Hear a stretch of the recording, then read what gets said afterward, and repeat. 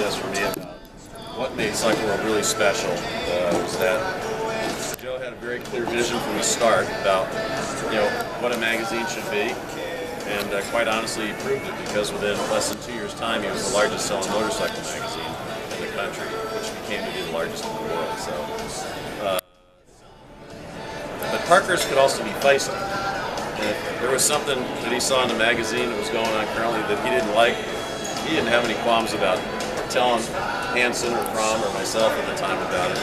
Although it seemed like he would rarely speak to the editorial people. I don't know why. I guess they just didn't come to lunch with us. But the other great memory that I have about Joe, and I think it's the last story of his that actually ran in Cycle World, was that I had the great privilege to go to Honda's 50th anniversary celebration over in Japan in 1998.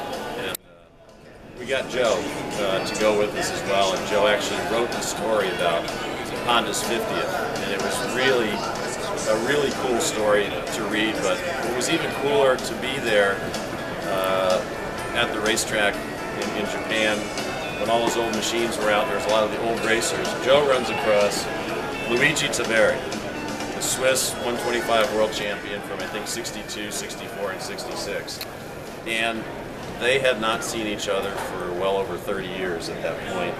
And to see the two of them recognize each other and embrace really said a lot to me about what Cycle World meant around the world, as not just the United States, because the racers around the world even realized what the magazine meant back in that era. And so I was privileged to be able to spend a lot of time with the magazine, but more than anything I was very privileged to get to know Joe and really understand what drove him to build the best motorcycle magazine in the world. And I will say now that I've had an opportunity to step back for a little bit.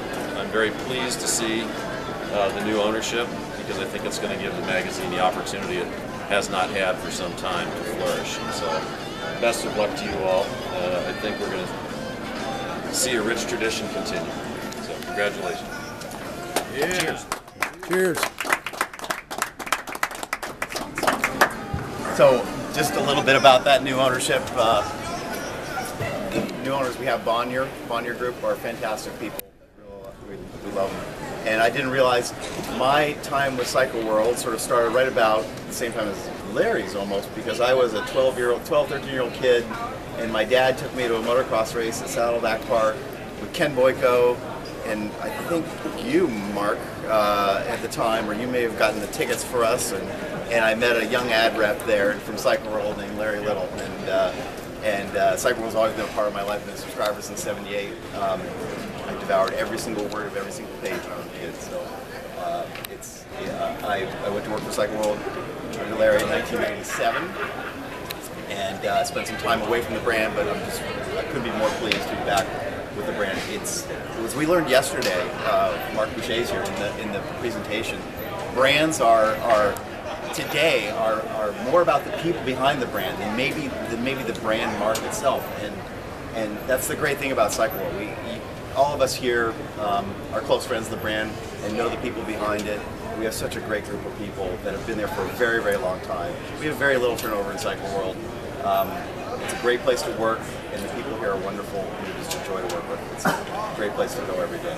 So, that being said, Bonnier Group is a $5 billion global media company.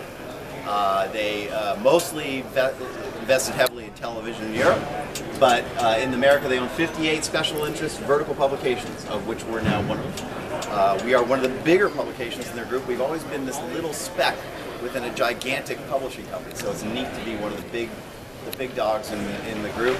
And as such, they really value our brand. They want to see it grow. They see a lot of potential.